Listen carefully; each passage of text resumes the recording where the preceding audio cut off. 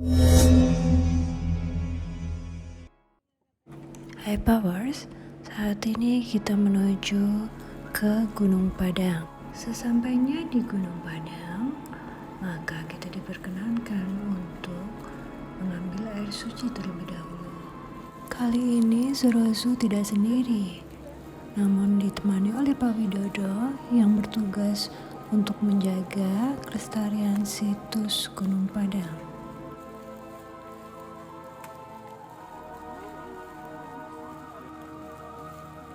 Dan fungsinya dulu sampai sekarang sebelum naik ke atas itu betul bersuci dulu dan kandungan mineralnya ini kurang dari 3 sekian lah, jadi bisa minum. Gini aja ya, lebih fresh ya buat daripada air pemanasan ya. Berbicara tentang Gunung Padang, merupakan situs prasejarah peninggalan kebudayaan Megalitikum di Jawa Barat. Tepatnya berada di perbatasan Dusun Gunung Padang dan Panggulan, Desa Kadamukti, Kecamatan Cempaka, Kabupaten Cianjur. Lokasi dapat dicapai 20 km dari persimpangan kota Kecamatan Warung Kondang di jalan antara kota Kabupaten Cianjur dan Sukabumi. Luas komplek utamanya kurang lebih 900 meter persegi, terletak pada ketinggian 885 mdpl dan berhasil sekitar 3 hektar. Assalamualaikum warahmatullahi wabarakatuh. Menjadikannya sebagai komplek Padang Gunung Perkenalkan, nama saya Widodo. Saya sebagai petugas di sini dan sekaligus juga di situs Gunung Padang. Saya akan mencoba menceritakan sekilas tentang sejarah situs Gunung Padang yang saya ambil dari cerita folklore masyarakat yang sampai dari dulu sampai sekarang ini masih booming di sekitar situs Gunung Padang. Situs Gunung Padang ini pertama dicatat tahun 1914 sama orang Belanda namanya Indekru, dan kemudian dilaporkan ke pemerintah tahun 1979 sama orang 3 masyarakat yang namanya, yang pertama Pak Di, Pak Soma, dan Pak Abidin. Dan Pak Abidin itu sebagai fasilitator di tempat ini. Dan situs ini dulunya digunakan sebagai tempat untuk banyak orang kesini untuk bermeditasi, ritual, bersemedi, dan yang lainnya. Dan sebelum masuk ke situs Gunung Padang ini, dulunya kan karena tadi di bawah ada sumber mata air, semua orang untuk masuk ke sini diwajibkan untuk bersuci dulu di bawah air kahuripan, karena masyarakat sekitar situs ini dianggap tempat yang disakralkan, makanya diwajibkan bersuci. Dan kalau dulu seandainya kita habis bersuci di air kahuripan, kita tidak diperbolehkan untuk memakai alas kaki sebenarnya gitu kan. Cuma sekarang sudah dibuka wisata, ya kita sebagai penjual di sini tidak ada salahnya menyampaikan ke si pengunjung tersebut. Ada yang kalau misalnya udah dikasih tahu, ada yang mengikuti, ada yang enggak gitu kan, sangat bebas gitu. Dan kemudian untuk menuju ke puncaknya situs Gunung Padang ini ada 2 tangga, kalau sekarang 2 jalur. Yang tadi kalau tangga utamanya yang batu itu panjangnya 175 meter, jumlah anak tangganya 378 anak tangga, dan kemiringan kurang lebih 45 derajat. Kalau yang kanan tadi yang dari beton itu dibangun kemarin tahun 2011, panjangnya hampir 300 meter karena agak melambung gitu, agak landai, dan jumlah anak tangganya kurang lebih 700-an lebih lah. Dan sekarang kita ada di posisi teras 1, karena di sini ada semua 5 undakan atau 5 teras. Dan sekarang kita ada di teras 1, dan di tengah-tengah kita menghadap ini lurus itu ada gundukan batu, dan masyarakat ujungnya itu Bukit Masigit atau Gunung Masigit. Dan semua ini ada filosofinya karena di sini ada di teras 1. Dan kemudian di sebelah ininya, kirinya ada utuh seperti kotak. Ini bangunan yang masih utuh, kurang lebih sekitar 60%-an. Dan di tengah-tengahnya ada besar batu di sana, itu peneliti nyebutnya batu dolmen atau batu bohong. dan masyarakat ini nyebutnya aula, ruangan aula. Dan di belakangnya ini ada disebut batu gamelan. Batu gamelan seandainya kita pukul pasti bunyi kan, karena semua batuan di sini disebutnya batuan andesit piroksin yang mengandung unsur logam besi di atas rata-rata 45%. Jadi beda dengan batuan-batuan seperti di sungai kan. Kalau di sungai itu basah, kadar besinya di bawah 10%. Dan di teras selanjutnya nanti kita bisa dilihat di teras 2 ada yang disebut batu kursi, kemudian batu lugu dan jejak kaki manusia sebelah kanan. Dan menuju ke teras 3 di sana lagi ada menyerupai seperti relik kujang, ciri khas senjata kerajaan Pajajaran kan dengan adanya relik kujang, senjata kujang itu. Dan kemudian di teras 3 di sebelah timur teras 3 ada yang disebut batu tapak maut. Di sana besar tapak maut, dan kemudian di sana di teras 4 ada yang batu seperti ini, itu masyarakatnya batu kaduragaan, itu batu kemudian. Dan di teras 5 ada di tengah-tengah disebutnya batu Singasana, tempat raja. Dan lebih detailnya kita nanti sambil jalan akan saya bikin satu persatu, dan semua ada, kata orang tua dulu, ada filosofinya. Jadi semua di sini hanya simbol saja. Dan kenapa kalau kita perhatikan situs ini serba 5, bisa dilihat 5 teras, 5 undakan, dan hampir 85% batuannya pentagon sudut 5. Bisa diperhatikan, bisa dilihat sudut 5. Entah apa dengan angka 5. Dan kalau kita perhatikan nenek moyang kita, kenapa kalau misalkan membangun suatu tempat peribadatan selalu orientasinya menghadap gunung yang paling tinggi, paling besar. Termasuk ini juga, ini kan menghadap ke utara. Cuman sekarang lagi ketutup. Di sana itu ada disebut Gede Pangrango. Nah, itu udah menyimpulkan berarti nenek moyang kita itu bukan berarti menyembah gunung, melainkan mereka sudah berketuhanan satu. Kalau ibarat saya sebagai orang Muslim, kalau misalkan bersembahyang atau sholat, lalu kiblatnya ke Ka'bah, bukan berarti menyembah Ka'bah, hanya simbol saja. Kurang lebih seperti itu. Nanti bisa kita lanjut sambil berjalan saja.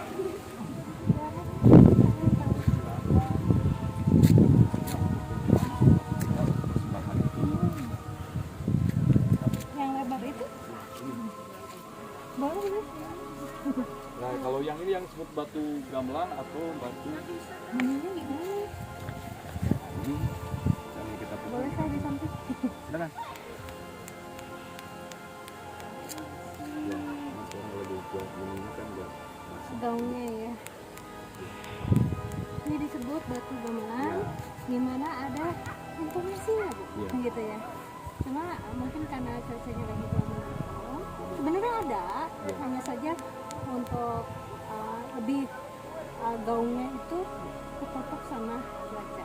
Biasanya kan kalau dulu kan ada alat ininya dari kayu, cuma sekarang sudah banyak pengunjung, takutnya menjaga untuk pelestarian situs ini juga, karena ini kan udah masuk cagar budaya nasional, perlu kita perhatikan untuk pelestariannya juga. Mungkin dulu asal muasalnya gamelan ya, dari dulu zaman batu masih pakai batu ya. Karena makanya sangat luas sekali kan, karena hasil penelitian di tahun 2012 kemarin berbagai disiplin ilmu di sini, intinya berbagai macam ini sih, mereka punya pendapat masing-masing kan, sesuai dengan ininya kan, masukan ini katanya ini batuan ini asalnya dari mana, ada yang bilang ini dari magma bumi yang muncul ke permukaan ya silakan, terus ada yang bilang batuan meteor.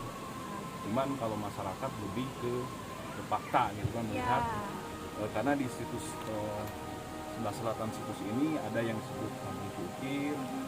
Kenapa disebut kampung Kukir? Katanya tempat pemukiran batuan-batuan ini, dan di sana ada yang sama jenisnya.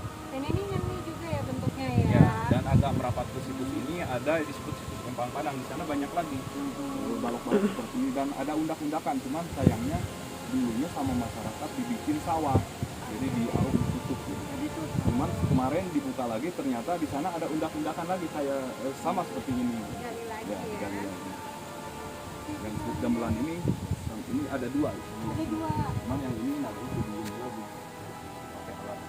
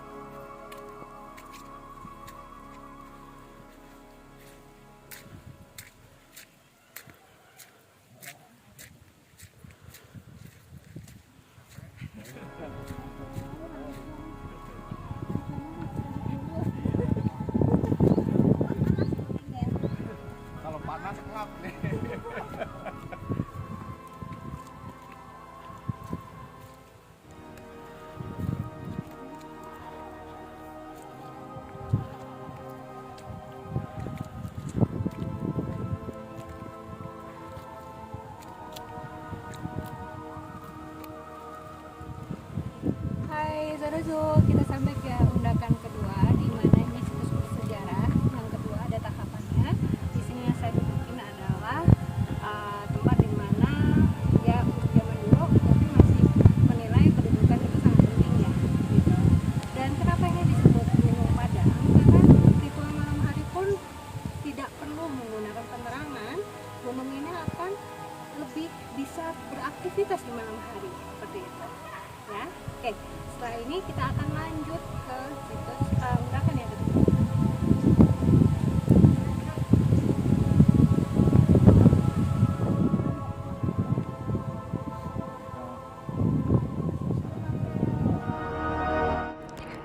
Di teras 2 ini pun terdapat batu duduk yang menghadap ke utara.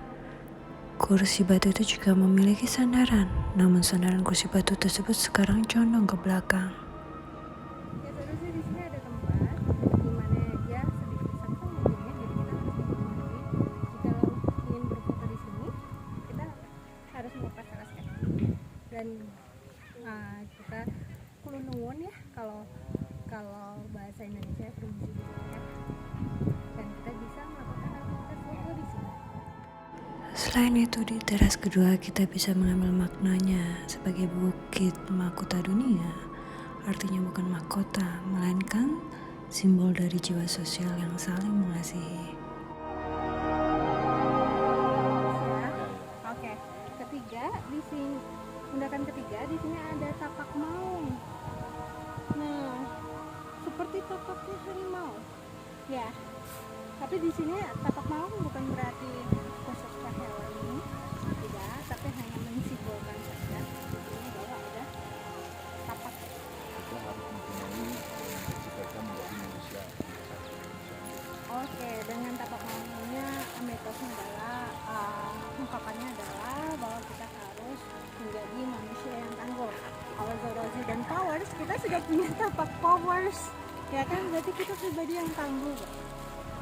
Oke, kita lanjut ke undakan yang Di teras ketiga, tepatnya di sebelah timur, ada batu tapak maung. Menurut Pak Widodo, maung di sini bukan seperti dalam bahasa Sunda berarti harimau, melainkan ma dan ung yang artinya manusia unggul.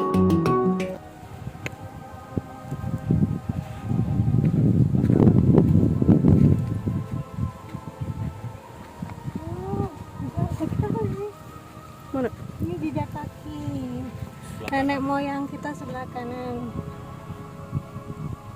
Bapak hangat.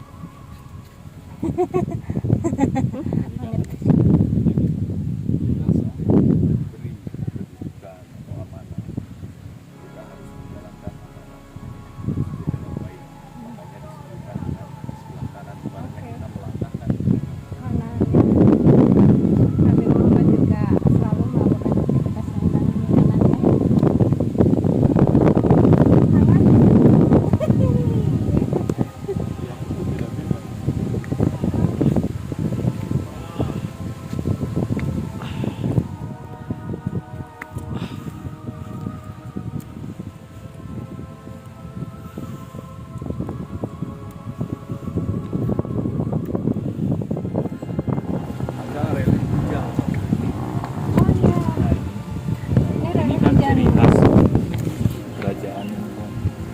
yang kujang ya yang kita beli itu.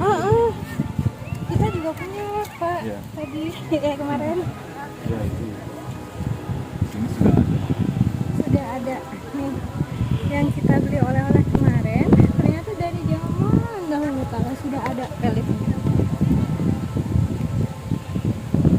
di sini bukan berarti ini hanya simbol saja. Seandainya kita sudah berjanji dengan seseorang, kita harus menepati janji.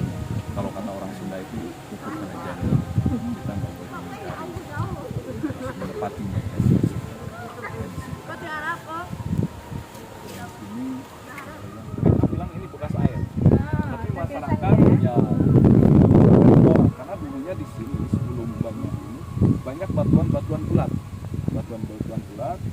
ternyata kemarin dibuktikan yang kemarin juga menemukan ternyata cekungan ini yang batu bulat itu cekungan ini. Jadi seandainya misalkan itu menjadi sebuah kuncian atau paku, jadi kalau ada gempa akan bergeser.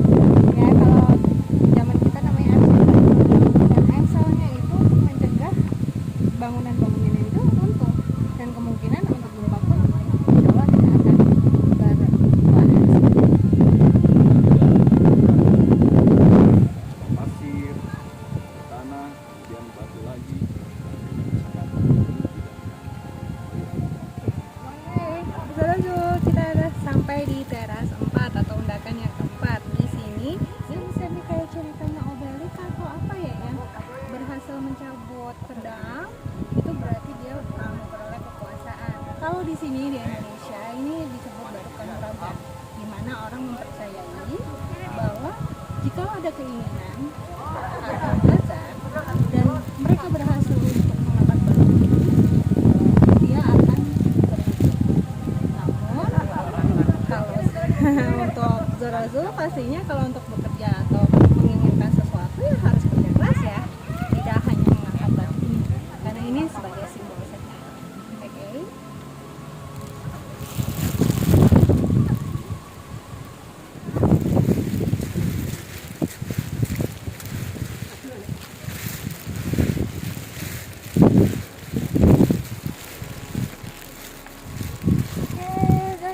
Kita masuk ke teras atau undakan yang kelima, di mana ini undakan terakhir dan sangat sakral, kita bisa lihat di sini.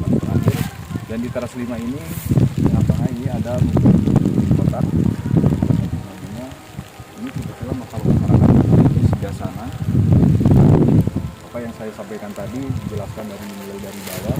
Intinya kita kalau seandainya filosofi kita sudah mendukung kesinggasan atau kesuksesan, jangan lupa dengan karena di belakang ini ada yang disebut dengan Ibu Rama dan para Jisakti. Intinya dalam kesuksesan kita itu ada jasa kedua orang tua yang perlu kita perhatikan. Kadang-kadang kita berpikir, oh kesuksesan itu hanya hasil, padahal kita lupa di belakang itu ada doa kedua orang tua. Gak mungkin kita saat ini tanpa ada jasa kedua orang tua. Kemudian kita tidak mungkin bisa membaca atau menulis tanpa ada cek. Dia ibaratkan kurang ini seperti itu. Dan ini kalau misalkan masyarakat yang lain seperti sebelah sana bisa juga di sini untuk perhitungan bintang. Karena kalau seandainya kita duduk tepat di pas bulan purnama titiknya jam 12 malam itu seperti di atas kepala. Ada sinar. Ya.